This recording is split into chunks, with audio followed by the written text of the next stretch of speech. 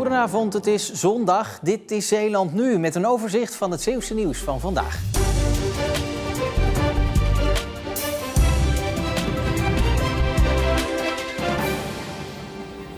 Als eerste spoorbeheerder ter wereld heeft ProRail versleten rijdraden vervangen door 100% gerecycled koper uit Spanje.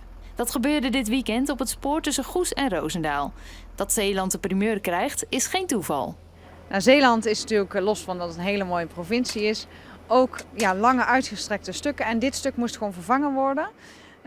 Dus wij dachten, nou, dat is een mooie win-win. Want de overlast is niet meer. Het is net als vervangen van een gewone rijdraad, alleen wel veel duurzamer. Volgens ProRail leverde 92% CO2-reductie op. Ongeveer net zoveel als 20.000 bomen in een jaar tijd opnemen. De duurzaamheid zit er maar in dat je een stuk van het productieproces overslaat. Dus je hoeft niet meer eerst naar een mijn te gaan waar je koper uithaalt en die je dan helemaal verwerkt. Je begint ongeveer op 2/3 van het proces en dan doe je het laatste stukje nog. Voor ProRail is dit de toekomst. Wij willen dat dit een nieuwe norm wordt. Dus we zijn aan het kijken welke delen we nog meer kunnen vervangen. En dit is ook geen test overigens, of een pilot. Het is gewoon net zo veilig als de oude rijdraad. Door de werkzaamheden reden er dit weekend op een aantal plekken geen treinen. Vanaf morgenochtend rijdt alles weer volgens de dienstregeling.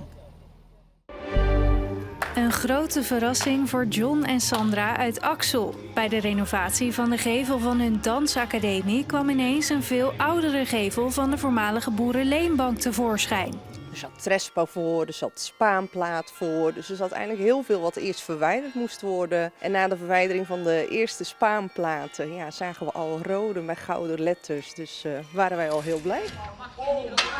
De gevel heeft 60 jaar verborgen gezeten. En dus herkennen veel oudere mensen ineens het gebouw. Heel veel mensen komen langs om hier te staan. Of bijvoorbeeld ook, hier ben ik vroeger nog binnen geweest. Hier gingen we geld halen.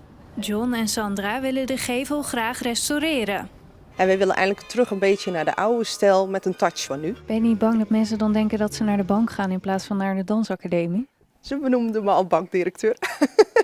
Nee, natuurlijk komt onze naam van de dansschool ook gewoon. Maar dit is historie. Historie moet je niet weggooien. Hier zit de zolder. Hier kan je handen wassen. Zo, hier hebben we dierentuin gemaakt. Dit is de nieuwe aanwinst van Visio in Goes, het expertisecentrum voor slechtziende en blinde mensen. Een poppenvilla, oftewel een extra groot poppenhuis, erg geschikt voor deze jonge doelgroep. Het is voor kinderen met een visuele beperking vaak al vermoeiend genoeg om te spelen. Zeker na een hele schooldag. En als ze zich dan in het spel ook nog heel erg in moeten spannen, dan kan dat op zich wel. Maar je kan het een stuk makkelijker maken door dat wat groter te maken, zodat ze minder inspanning kwijt zijn. De poppenvilla valt dan ook in de smaak. Leuk, omdat ik erin kan zitten. Hier zit nog een kamer. En hier zit nog een tafel met allemaal stoelen en hier zit een bank. Dit zijn 6 kinderen met een visuele beperking. Zij komen uit heel Zeeland en ontmoeten elkaar hier 1 keer in de maand. Om andere kinderen te leren kennen die ook net als zij een visuele beperking hebben. Zodat ze erkenning kunnen vinden en herkenning bij elkaar. Er is ook een mevrouw die ook blind is. Deze. Omdat hij een stok heeft. De poppenvilla, die normaal ruim €2500 kost, is trouwens een cadeau. Visio heeft het gekregen van een anonieme weldoener. Het kerkje van Ellisdiek bestaat 25 jaar en is in al die jaren uitgegroeid tot een actief ontmoetings- en activiteitencentrum. Je komt levensbeschouwing, cultuur en vriendschap tegen. En verbindend element is eigenlijk de streek en de streektaal. Het idee om een andere invulling te geven aan de kerk ontstond dus zo'n 25 jaar geleden. Het kerkbezoek liep terug en de kerk kwam leeg te staan. De mensen uit het dorp die wilden graag dat de kerk bleef bestaan voor de regio en het dorp.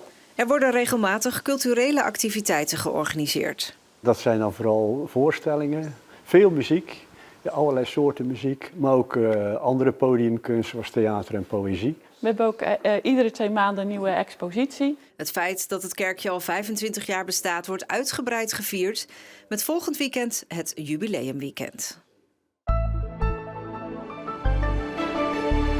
Het grijze weer van gisteren kreeg vandaag een vervolg met opnieuw veel bewolking. Een enkel spatje motregen viel er ook. En we kregen de zon niet of nauwelijks te zien vandaag. Het was nog wel aan de zachte kant. Het werd zo'n 16 graden met nog steeds een zwakke tot matige wind uit een noordelijke richting. Ook vanavond en vannacht blijft het bewolkt. Er kan wat nevel ontstaan. Door alle bewolking koelt het nauwelijks af naar zo'n 12 of 13 graden. En morgen beginnen we in de ochtend met veel bewolking. Er kan ook nog een spatje motregen vallen. Maar zeker morgenmiddag klaart het vanuit het noorden ook wel af en toe op. En krijgen we de zon af en toe te zien. Het is vrij zacht. Temperaturen morgenmiddag zo'n 16 of 17 graden. Met nog steeds een zwakke tot matige wind uit een noordelijke richting.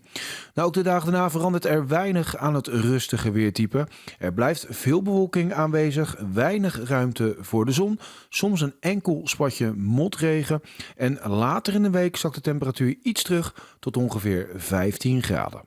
Tot zover Zeeland Nu. Het laatste nieuws, dat vind je natuurlijk altijd online in onze app en ook op omroepzeeland.nl. Ik wens u een heel mooie avond.